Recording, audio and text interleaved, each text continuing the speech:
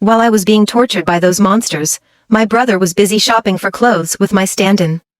I called him, hoping to hear his voice one last time. Instead, he told me, if you want to die, just hurry up and do it. Stop bothering me. A few days later, he sat in his office as the department's genius forensic sketch artist, tasked with reconstructing the face of a headless corpse. He tore through dozens of sheets of paper, but in the end, the face he drew was mine. And for the first time in his life, my brother panicked. The police arrived quickly after the report came in, cordoning off the scene while curious onlookers gathered. From the distance, I saw my brother, Jason Locke, finally show up, casually late as always. I'd always been proud of him.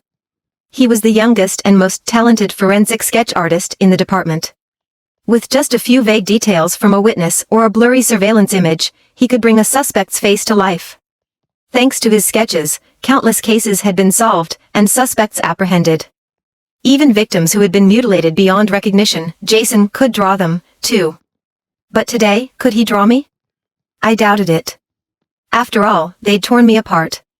When they hacked off my arms and legs, I was still breathing. Even now, thinking back to that excruciating pain makes my body tremble. The forensic team carefully photographed my dismembered remains, placing each piece into evidence bags. Most of my body had been recovered, except for my head. The coroner's preliminary report read, the victim appears to be a male, approximately 17 years old, based on bone structure. Severe bruising, countless stab wounds, and multiple compound fractures indicate prolonged torture before death. The motive seems to be revenge. Jason took one look at the remains, turned pale, and ran to the side to vomit. It turns out, even in death, he still found me disgusting. The investigation hit a dead end until a phone box suddenly fell from a nearby rooftop. Inside were the severed eyes, nose, mouth, and ears of a human. The police launched a manhunt, but the perpetrator wasn't caught.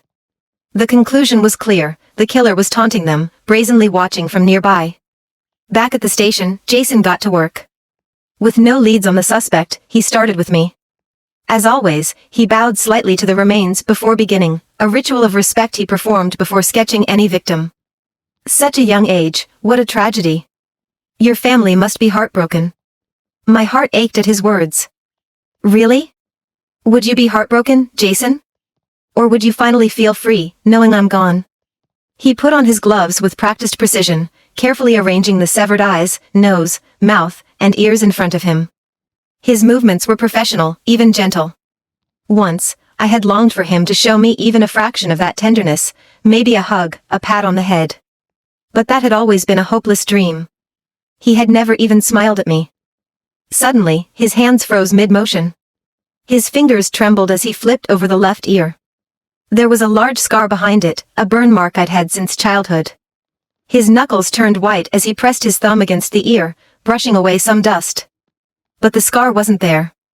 He exhaled slowly, almost in relief, muttering to himself, it couldn't be him. He's too stubborn to die. But Jason, you're wrong. I was stubborn, but even I couldn't survive this. The scar wasn't there because they had carved it off my skin. Every scar, every birthmark, they had stripped them all away. Jason's skill was unmatched. It didn't take long for him to sketch my face perfectly. But instead of relief, he looked disturbed. He stared at the drawing for a long moment before tearing it to shreds. Then, he picked up his pencil and started again. His eyelashes quivered as sweat beaded on his forehead. His grip on the pencil was so tight, his fingertips turned pale. By the time our uncle walked into the room, Jason had already crumpled a dozen failed sketches. Curious, our uncle picked one up and frowned. Why are you drawing Alex? Jason didn't look up, his voice strained. I don't know. Every time I try to draw, his face just keeps coming to mind. Creepy, our uncle muttered before tossing the sketch aside. Jason's face darkened. Once again, I had made him unhappy. But don't worry, Jason. From now on, I'll never upset you again. My uncle, the police chief, worked in the same department as my brother. I always liked Uncle Matt. He wasn't like Jason, he was kind to me, always gentle. But Jason never let me get close to him. You don't deserve it, he'd say. You killed his little sister, Alex. How dare you stick to him like that? Don't you think every time he looks at you, he remembers the sister you took from him? Murderer. That's what you are. So, even though I liked Uncle Matt, I tried my best not to bother him. But Uncle Matt always treated me well, no matter what. Like now, when Jason insulted me, Uncle Matt just sighed and shook his head. Jason, don't talk about your brother like that. Alex remembered it's your birthday today. He even asked me to give you this gift.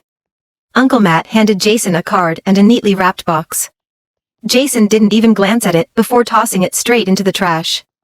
Uncle Matt quickly bent down to retrieve it. You're so stubborn, he muttered. Alex knows you hate him. That's why he didn't give it to you himself, he was afraid you wouldn't accept it. That's right. Every year, I gave Jason a gift for his birthday, and every year, he would throw it away. Because Jason's birthday was also the anniversary of our parents' death. It happened on Jason's 11th birthday. Mom and Dad had taken us out for dinner, and they bought a chocolate cake for the celebration. But I had thrown a tantrum, insisting I wanted a strawberry cake instead. So, they went across the street to exchange it. That's when the car accident happened. I still remember Jason's heart-wrenching cries, the way he screamed for them. I, on the other hand, didn't shed a single tear. Jason called me a monster. He wouldn't let me near our parents' bodies. He screamed at me until his voice broke. This is all your fault. You killed them. Why couldn't you just let it go? Why couldn't you have died instead? His eyes burned with hatred. Go ahead, Alex. Eat all the strawberry cake you want. Eat the whole damn world's supply. Back then, I finally cried. Big, heavy tears. Because he was right. It was my selfishness that killed them. I should have been the one to die. I wasn't even allowed to attend their funeral, Jason wouldn't let me. You don't deserve to be there, he'd said. For the next 10 years, my brother, who once loved me more than anyone else, never cared for me again. When he became an adult, Jason even adopted a boy my age, Chris, to take my place. All the love that used to be mine, he gave to Chris.